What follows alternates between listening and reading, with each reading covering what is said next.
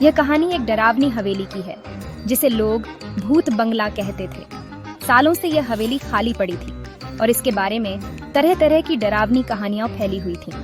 कहते हैं कि यहाँ रात में कोई न कोई अजीब घटना होती है जो इस हवेली में आने वाले हर इंसान को सता देती है। देखो प्रिया, यही वही हवेली है जिसके बारे में लोग कहते हैं कि यहाँ भूत प्रेत रहते हैं। क्या तुम सच में अंदर जाना चाहोगी? रवि, मुझे लगता है हमें यहाँ नहीं जाना चाहिए। लोग कहते हैं कि यहाँ जो भी गया वो कभी वापस नहीं आया। तुम हमेशा डरती हो प्रिया, एक बार हम अंदर जाकर देखते हैं। डरने वाली कौन सी बात है? हवेली के अंदर एक गहरी चुप थी।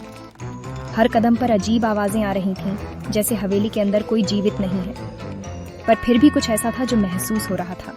रवि, ये क्या आवाज थी? हमें यहाँ से निकलना चाहिए। कोई नहीं है, बस हवा की आवाज होगी।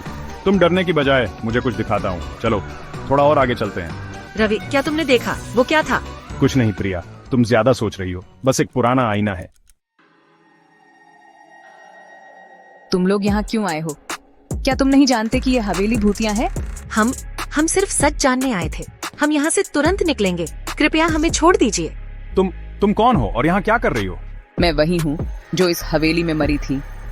तुम जैसे लोगों को मुझे परेशान करने के लिए भेजा गया है। अब तुम दोनों को यहाँ से जाने नहीं दूंगी। तुम दोनों ने वह भूतनी देखी? यह हवेली बहुत पहले एक कुख्यात व्यक्ति की थी। उसने अपनी पत्नी को धोखा दिया और उसे मार दिया। उसकी आत्मा अब यहाँ है और वह इस हवेली में रह रही है। जो भी यहाँ आता है वह कभी नहीं लौटता। क्या हमें अब भी यहाँ आना चाहिए था? अब हमें समझ में आया कि कभी कभी कुछ चीजें हमें जानने की नहीं होती। हमें अब यहाँ से जल्दी निकल जाना चाहिए।